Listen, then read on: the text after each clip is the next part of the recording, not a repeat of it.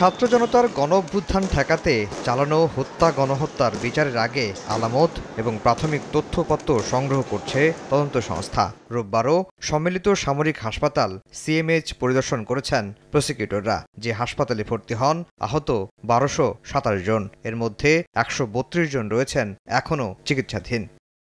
হাসপাতাল পরিদর্শন শেষে চিফ প্রসিকিউটর জানান, আন্দোলন দমাতে যুদ্ধক্ষেত্রে ব্যবহৃত অস্ত্র ব্যবহার করা হয় এমন প্রমাণ পেয়েছেন তারা। জুলাই আগস্টের হত্যা গণহত্যার আলামত যার কাছে যা আছে তা ট্রাইব্যুনালে জমা দিতে ফের আহ্বান জানান চিফ প্রসিকিউটর মোহাম্মদ তাজুল ইসলাম। যেটা সেনাবাহিনী ব্যবহার করে, যুদ্ধক্ষেত্রে ব্যবহার করে, সেটা তার শরীর থেকে অপসারণ করা হয়েছে। এরকম অসংখ্য জিনিস আছে তাদের কাছে, সেগুলো আপনারা সময় মতো আমরা যখন তদন্ত সংস্থা সেগুলো জব্দ করে নিয়ে আসবো, সেগুলো তখন দেখা যাবে। যাদের কাছে যে আলামত রয়েছে, যারা আহত হয়েছেন, যারা গুলি নিয়ে বয়ে বেড়াচ্ছেন, যে সমস্ত শহীদ হয়েছেন তাদের পরিবারের সদস্যরা স্মৃতি নিয়ে ঘুরে বেড়াচ্ছেন, অনেকের কাছে অনেক ধরনের এভিডেন্স রয়েছে।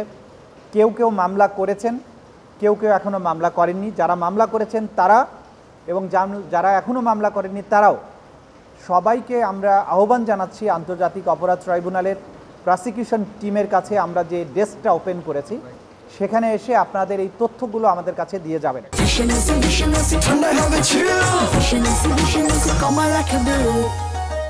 তিনি জানান, বিজিবি পুলিশের যারা অপরাধ করেছে তাদেরও বিচারের মুখোমুখি হতে হবে, পার পাওয়ার কোনো সুযোগ নেই। এই অপরাধে যারাই সম্পৃক্ত থাকবে তাদেরকেই আইনের আওতায় আনা হবে।